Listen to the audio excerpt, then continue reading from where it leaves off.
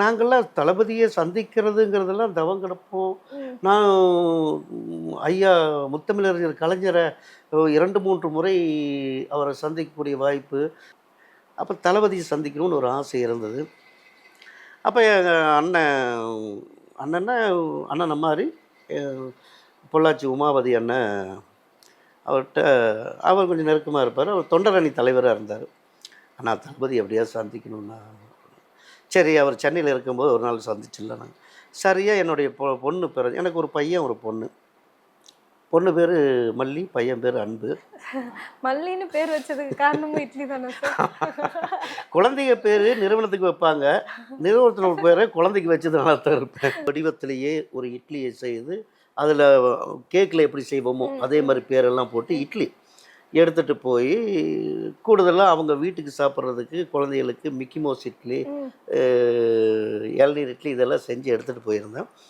தளபதியோட டேபிளில் வச்சு தளபதி கையை என் பொண்ணை பிடிச்சி வெட்டி ஊட்டி விட்டு ரொம்ப பெரிய சந்தோஷப்பட்டாங்க. இட்லியை வெட்டி பிறந்தநாள் கொண்டாடுறது. அவரை சந்திக்க போகும்போது நான் கொஞ்சம் இட்லியெல்லாம் தயார் பண்ணிவிட்டு அவங்க உதவியாளர்கிட்ட கொடுத்துட்டு அம்மாட்ட கொடுத்துருங்க, துர்கா அம்மாட்ட கொடுத்துருங்கன்னு சொல்லி அதையும் கொடுத்துட்டு வந்தோம். அப்படி தான் முதல் முறையாக நான் தளபதியை சந்திக்கிறதுக்கு ஒரு வாய்ப்பு கிடச்சிது.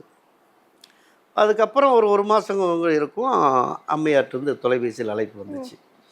இனியவன் மாதிரி கொஞ்சம் மிக்கி மவுஸ் இட்லி இதெல்லாம் வேணும் குழந்தைகளுக்கு ஒரு பாட்டு அப்படின்னு சொல்லி அதுக்கப்புறம் அடிக்கடி அம்மா நேரடியாக தொலைபேசியில் கூப்பிட்டு ஒரு முறை ஒரு திருமண நிகழ்ச்சியில் சாப்பிட்டுட்ருக்கேன். அண்ணா அறிவாலயத்தில் நாங்கள் தான் இட்லி எங்களுக்கு அவங்க கலைஞர் குடும்ப திருமணம்.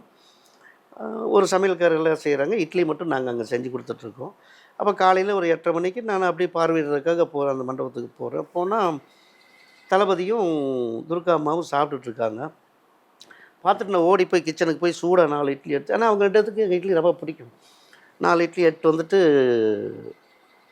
அம்மா ஒரு இட்லி வேண்டாம் போதும் அப்படின்னாங்க. அவங்க திருப்பி என்ன நிமிர்ந்து பார்க்கல, சுற்றிலும் ஆட்கள் நின்றுருந்தாங்க.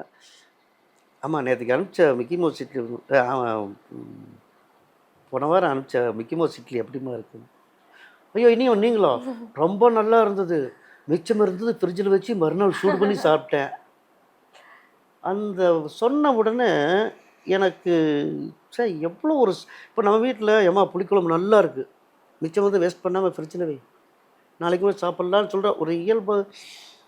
அந்த மாதிரியான ஒரு எளிமையான மறுநாள் இட்லி கொண்டு வானா நம்ம அதுக்கு விட பெரிய ஃப்ரீடம் நமக்கு என்ன கொண்டு போய் கொடுத்துருவோம்.